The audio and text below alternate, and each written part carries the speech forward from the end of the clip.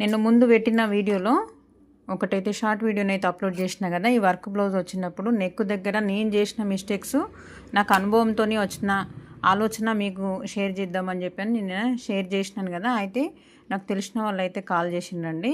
అక్క మీరు యూట్యూబ్లో పెట్టింది నాకు కొంచెం అర్థం కాలేదు అక్క, క్లియర్గా కొంచెం కుట్టేటప్పుడు కూడా ఒకసారి ఎక్స్ప్లెయిన్ చేయండి అక్క అని చెప్పని ఫోన్ చేసిండ్రు.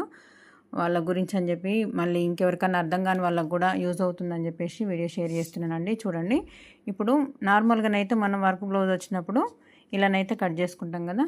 ఇగో చూడండి, ఇక్కడ నేను చిన్న కచ్చకనైతే పెట్టిన, ఇంత ఎక్స్ట్రానైతే ఉంచుకొని మనమైతే కటింగ్ చేసుకుంటాం కదా ప్రతిసారి.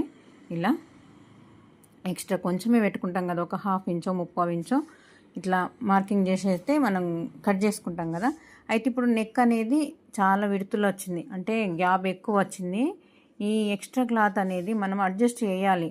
ఇప్పుడు బయట కొనుకొచ్చుకున్న పీస్ కదా, ఇది మెజర్మెంట్ ఇవ్వలే కదా.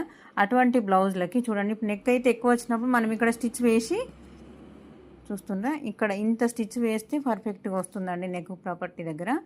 అయితే ఇప్పుడు నేను ఎక్స్ట్రాగా కట్ చేసిన కాబట్టి, ఇది కట్ చేయలేదు అనుకోండి, ఇది ఆల్రెడీ నేను కరెక్ట్గా ఇక్కడ క్లాత్ కరెక్ట్గా పెట్టి ఇక్కడ వరకే పెట్టినాను అనుకోండి, తీసేయండి.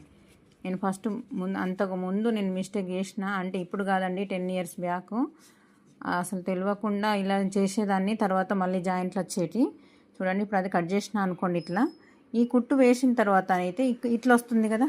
చూడండి, ఇక్కడ ఈ పార్ట్ దగ్గర మాత్రం కంపల్సరీగా అతుకు అనేది పడుతుంది. షోల్డర్స్ దగ్గర ఈ కొంగు పార్ట్ సైడ్, అంటే కాజా పట్టి సైడ్ వేసుకునే సైడ్ జాయింట్ పడితే పెద్దగా ప్రాబ్లం ఏం కాదండి. కాకపోతే ఉక్సు పట్టి సైడ్, అంటే మనకి ఇటు సైడ్ మనకు ఇంకో నెక్ పీస్ వస్తుంది కదా వర్క్ది, అటు సైడ్ ఉక్సు పట్టి సైడ్ వచ్చే నెక్ ప్రాపర్టీ దిక్కు షోల్డర్ దగ్గర ఇలా కుట్టు వస్తే మాత్రం అస్సలు బాగుండదండి.